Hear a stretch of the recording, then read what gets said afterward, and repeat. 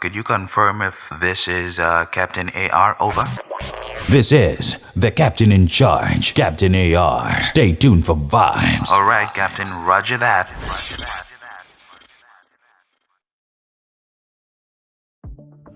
Ladies and gentlemen, welcome aboard. This is Captain AR speaking, and I'll be your pilot in command for tonight's flight.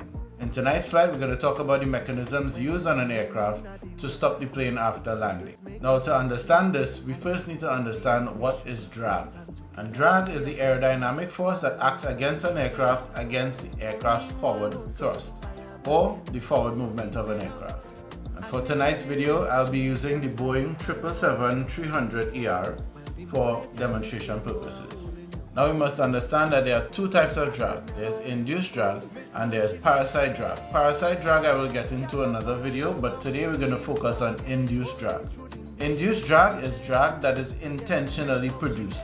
And when I say intentionally produced, I mean the pilots use mechanisms that actually produce this drag. And it is important to know what induced drag is, because it is induced drag that is being used to assist the pilots in slowing down and stopping the plane. So first we're going to talk about the flaps. Alright, the flaps are located just on the wing near to the fuselage, which is the body of the aircraft. Right? Remember in a previous video I would have told you that the ailerons are located near the wingtip. The flaps are located near to the fuselage. Right? The other mechanism I'm going to talk about, this is the leading edge slats. Right? And then the third mechanism that is located on the wing, I'm going to talk about the speed brakes or spoilers. So the flaps actually move out this way, right? It goes outward, and what happens is as it increases, as it goes out more, it produces more drag and less lift. Alright, and it goes out more in degrees. So 10 degrees flaps, 20 degrees flaps, 30 degrees flaps, up to 40 degrees.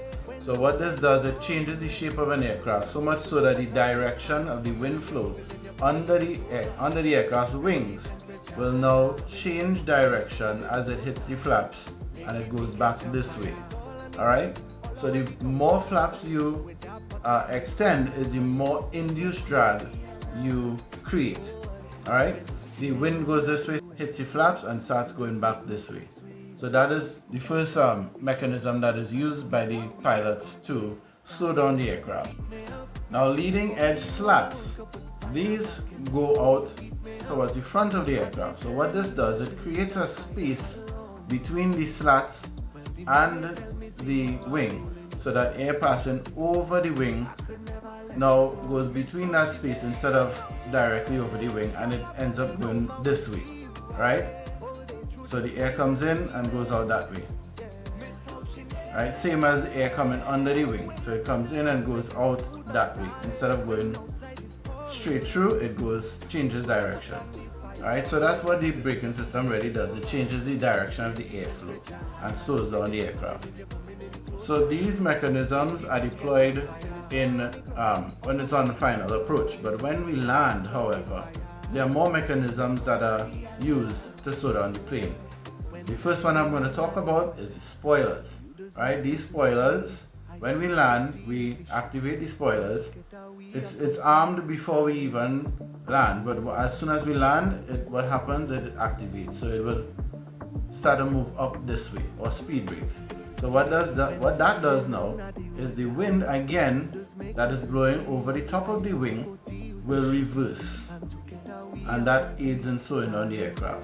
The other mechanism that is deployed by the pilots are what we call thrust reversers. Now the thrust reversers are on the engine cowling. What this does is it opens out the engine cowling. So the engine cowling actually goes back like this, and a little space is opened out. Again, what this does now is the air that is going into the engine now comes back out through the front, because the direction of the airflow is reversed. So that's what is called thrust reversers. Now some aircraft like the Boeing 777, it opens out this way. But other aircraft, like some Airbus aircraft, it opens out like little flaps, open out this way on the engine like flowers. Alright, so I'll have a video showing you what those look like. And last but definitely not least, we're going to talk about the brakes that are located in the wheels. Alright? Each one of these wheels has brakes on them. And the reason why we slow down the aircraft with the other mechanisms is so that it puts less stress and less wear and tear on these brakes. Alright, so all those put together, combined together, result in the aircraft stopping. Alright, so that was your video for tonight. I hope this was insightful. And in the next video, I will be doing more aviation content. I will be going into what is drag. I did what is lift already. And, so my videos are going to flow into one another like that. Alright, so once again, thank you for flying with us tonight. This has been your Captain AR. Until the next flight, I'm out. It's all on the ground, all over the counter, yeah. With that pot on the fire, yeah. It's your cocotiella.